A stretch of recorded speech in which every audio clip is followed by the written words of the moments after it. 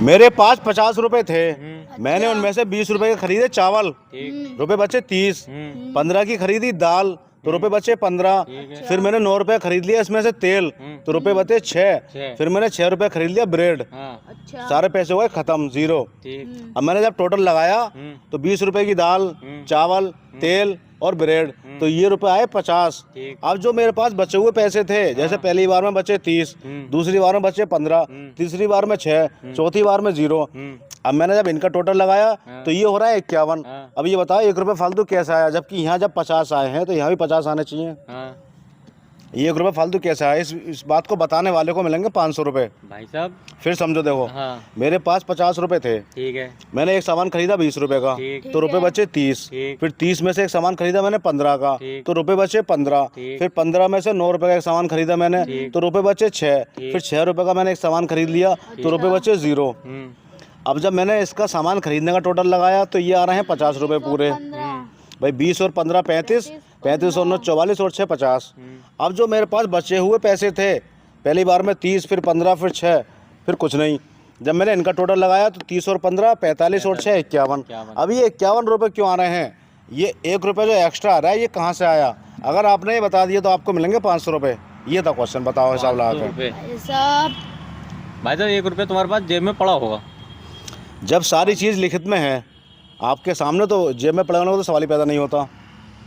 भाई 50 रुपये थे, 50 में से 20 का एक सामान खरीदा 30 बचे, 30 में से 15 का खरीदा तो 15 बचे, 15 में से 9 का खरीदा तो 6 बचे, फिर 6 का खरीद लिया तो 0 बचा। इसमें जेब में पड़वाने वाली बात तो है नहीं, ये तो सारी चीज़ लिखित में है ना। अब ये खरीदे हुए सामान जो आया इसका टोटल आ रहा है 50, जो सामान हमने खरीदा, और जो बचे हुए पैसे थे उसका टोटल आया 51। तो अब ये होता है 51 टोटल क्यों आया, ये 1 रुपये जो एक्स्ट्रा आ रहा है ये कहाँ से आ रहा है? ये कहाँ से मुझे आ रहा पता है भाई साहब। हाँ बताओ बेटा। दुकानदार से बढ़ के आई है फिर ये। बेटा दुकानदार से चूक जब होगी जब कोई चीज़ लिखित में नहीं होगी। जब हमारे पास सारी चीज़ लिखित में मौजूद है तो दुकानदार से चूक होने का तो सवाल ही पैदा नहीं होता। अच्छा, तो भाई साहब लिखित में भी हो रहा है कभी कभी। बेटा आपके सामने बताओ कहाँ चूक हुई है इसके अंदर, मैंने बोर्ड पे यूँ ही लिखा है।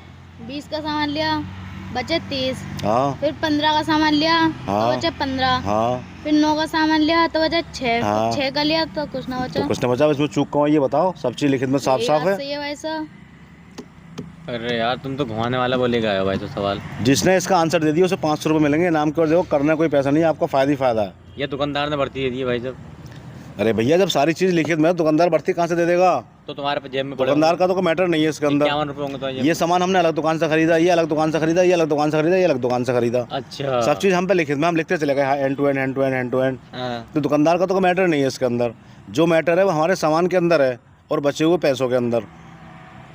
खरीदा हुआ सामान आ रहा है पूरा 50 रुपये का, सही है, लेकिन जो बचे हुए पैसे थे वो उसमें 51 रुपये क्यों आ रहे हैं, यानी 1 रुपये फालतू क्यों आ रहा है? 30 और 15 45, 45 और 6 51, सही है ये भी।